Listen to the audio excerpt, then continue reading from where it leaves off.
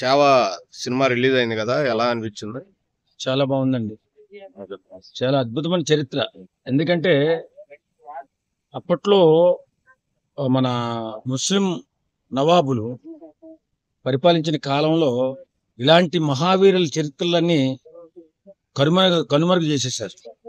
ఈ మధ్యకాలంలోనే ఒకటి బయటపడుతుంది. మనకి ఛత్రపతి శివాజీ సార్ చరిత్ర తెలుసు, కానీ వాళ్ళ అబ్బాయి చావా చరిత్ర ఏదో ఆయన చంపారంట అనేది తెలుసు, కానీ ఇంత ఘోరంగా చంపారన్న సంగతి మాత్రం ఈ సినిమా ద్వారాగా అర్థమైంది. కానీ సినిమా చాలా బాగుందండి, ప్రతి ఒక్కరూ చూడాలా. మన పిల్లలకు, ముఖ్యంగా మన యువతకు చూపించాల్సి ఈ సినిమాని.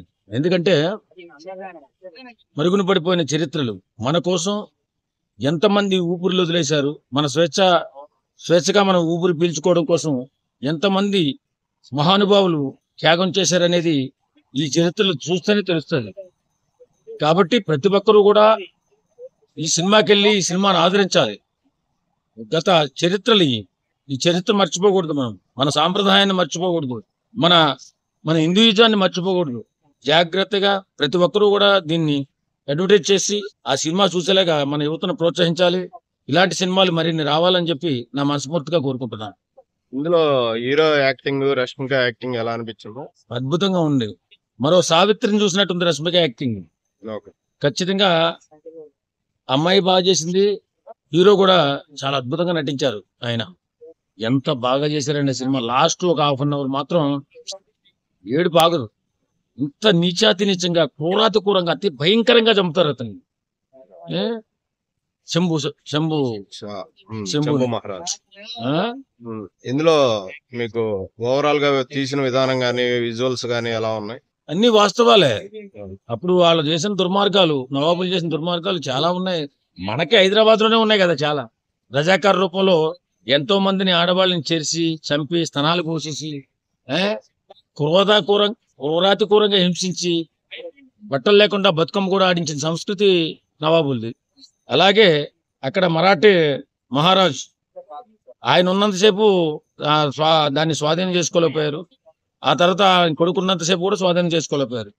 దుర్మార్గంగా చంపేసి ఆయన అయితే ఛత్రపతి శివాజీ మహారాజ్ అయితే సహజ మరణమే, కానీ ఇతన్ని మాత్రం కిరాతకంగా చంపారు. అతి కిరాతకంగా చంపారు. ఇంకా చూపించాల్సింది ఇంకా చాలా ఉంది అందులో. కాకపోతే సెన్సార్ వాళ్ళు ఒప్పుకోరు కాబట్టి చూపించలేదనుకున్నా. చనిపోయిన తర్వాత శరీరము ఒలిసి మొత్తం ముక్కలుగా నరికేశారట. అంత భయంకరమైన చరిత్ర అంటే అది. కానీ సినిమా రూపంలో బాగానే చూపించారు. ఎందుకంటే ఎవరి మనోభావాలు దెబ్బతినకుండా కొంచెం బాగానే తీశారు సినిమాని.